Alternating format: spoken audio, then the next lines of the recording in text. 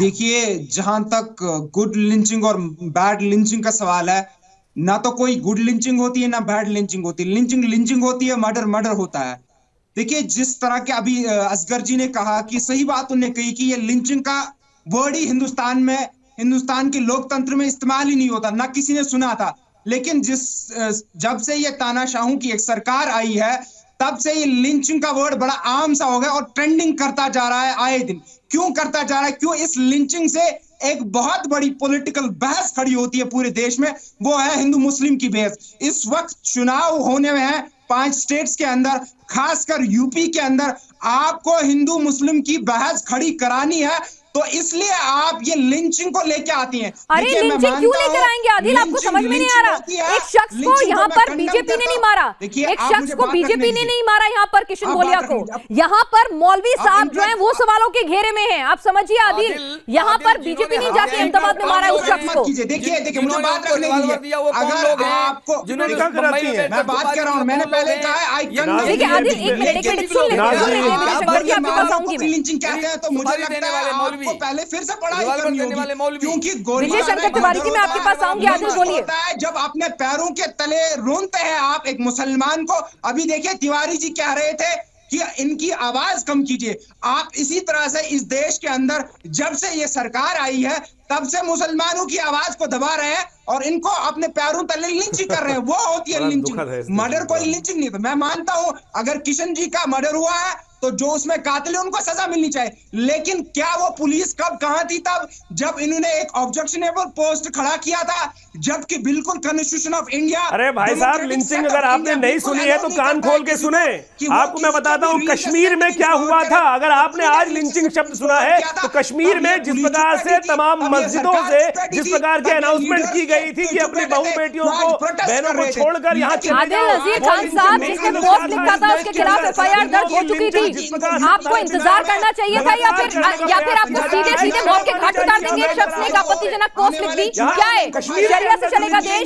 ISI से देश? क्या है? इस्लामिक स्टेट बनाएंगे? रिपब्लिक ऑफ इंडिया है या रिपब्लिक ऑफ इस्लाम है? क्या है? आप लोग 5 बार बोल रहे हैं अल्लाह ही सबसे बड़ा है। अगर देश में राम जी के कानून रामकृष्ण के भक्तों को जिस प्रकार से लगातार मारने का प्रयास किया जा रहा है, शर्म आनी चाहिए आप लोगों को। हम राम और कृष्ण के देश में रहते हैं और रामकृष्ण के देश में रहकर जिस प्रकार की आप लोग बात कर रहे हैं, रामकृष्ण के भक्तों को मारने का लगातार प्रयास किया जा रहा है, ये बहुत दुखद है। और जिस दिन राम के भक्त वास्तविक तौर पे इस त्रासदी से ना जिस दिन जाग जाएंगे, आप समझे आप लोगों के पीछे कितने लोग पड़ जाएंगे। मैं बताना चाहता हूं कम्युनल बनाने के प्रयास मत करें। जिस दिन हिंदुओं का सब्र का बांध टूट गया ना, वो सैलाब को आप लोग बर्दाश्त नहीं कर पाएंगे। मैं कह रहा हूं कि आप लोग इस देश के अंदर सुबह शाम 5 बार नमाज करते हैं और कहते हैं अल्लाहू अकबर, और अगर किसी ने रामकृष्ण के देश में कह दिया, मुझे बताइए और वास्तविक बता दिए। मैं साफ साफ समझाने का प्रयास कर रहा हूं। यहाँ पर जितने लोग बैठे हैं, आचार्य विक्रमादित्य मुझे एक बात बता दीजिए। आचार्य विक्रमादित्य, ऐसा तो है नहीं कि मुस्लिमों की लिंचिंग नहीं हुई है? लोगों ने इस देश में लिंचिंग करने का प्रयास किया है। नहीं, ऐसा तो है नहीं कि मुस्लिमों की लिंचिंग नहीं हुई है। देखिए लिंचिंग मुझे बताइए ना। एक अभी आपने हामिद अंसारी साहब का नाम लिया, अमेरिका में बैठकर बोल रहे हैं कि इस देश में मुसलमान डरा हुआ है। अरे ये डरे हुए लोग हैं। यहां देश के अंदर जबरदस्ती एक हिंदुओं की जबरदस्ती, केवल उसने एक बात लिखी। अरे मुझे बताइए रामकृष्ण का देश है कि नहीं है? और यहां पर रामकृष्ण को अगर उम्र भी लगा लें कि मोहम्मद साहब का जन्म कब हुआ, ईसा मसीह का जन्म कब हुआ और भगवान कृष्ण का जन्म कब हुआ, तब भी आपको पता चल जाएगा कौन बड़ा है। आप यहां इस देश के अंदर बैठकर जिस प्रकार की एक भ्रांति को फैलाने का प्रयास कर रहे हैं जबरदस्ती पूरे विश्व में। डॉक्टर शोएब जमील मुझे एक बात बताइए, एक बात बताइए, क्या इतना नागवार गुजरी एक पोस्ट से क्या इस्लाम इतना खतरे में आ गया कि एक जवान बेटे को, किसी के पति को, किसी के भाई को, किसी के बाप को मौत के घाट उतार दिया? देश के कानून पर भी भरोसा नहीं किया। एक पोस्ट से इस्लाम खतरे में आ गया, एक पोस्ट से इस्लाम डर गया। इस्लाम इतना कमजोर है क्या? पिनाज जी, सबसे पहले अगर हम सारे प्रोपेगेंडा को किनारे रख के सिर्फ केस पे गौर करें, बड़ा तकनीकी और कानूनी पहलू पे गौर करें। जो मैं केस अभी पढ़ रहा था, मैंने एफआईआर की कॉपी भी पढ़ी है, मेरे पास आई है। ये बात सही है कि जिसकी मर्डर हुई है उसने कुछ दिन पहले इस्लाम के खिलाफ या मोहम्मद सल्लल्लाहु अलैहि वसल्लम के खिलाफ आपत्तिजनक टिप्पणी की थी।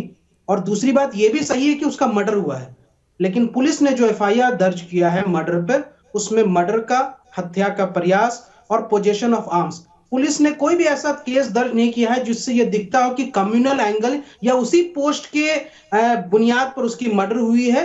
ऐसा नहीं है, कोई पुरानी रंजिश भी हो सकती है, अभी तफ्तीश होना बाकी है। एफआईआर दर्ज होने के बाद जब तफ्तीश होगी पुलिस का बयान। अच्छा, ये खूबसूरत इत्तेफाक है कि वो पोस्ट लिखता है, पोस्ट लिखने के बाद एफआईआर होती है और उसका मर्डर हो जाता है और उस मर्डर में मौलवी पकड़े जाते हैं। पुरानी रंजिश है भाई, वाह, यहाँ तो एक अलग ही एंगल निकल कर आ रहा है। शुभम जी सुनिए, ठीक है, जो है बहुत ठीक है, बिल्कुल बिल्कुल। जब ये खूबसूरत इत्तेफाक हम अखलाक के साथ, पहलू खान के साथ जोड़ते हैं तब वो हजम नहीं होते हैं, लेकिन यहाँ पर उनको मानना होगा। शिवम त्यागी हमारे साथ जुड़े हुए हैं। शिवम, ये कह रहे हैं कोइंसिडेंस भी तो हो सकता है भाई, पुरानी रंजिश भी हो सकती है, काहे की लिंचिंग?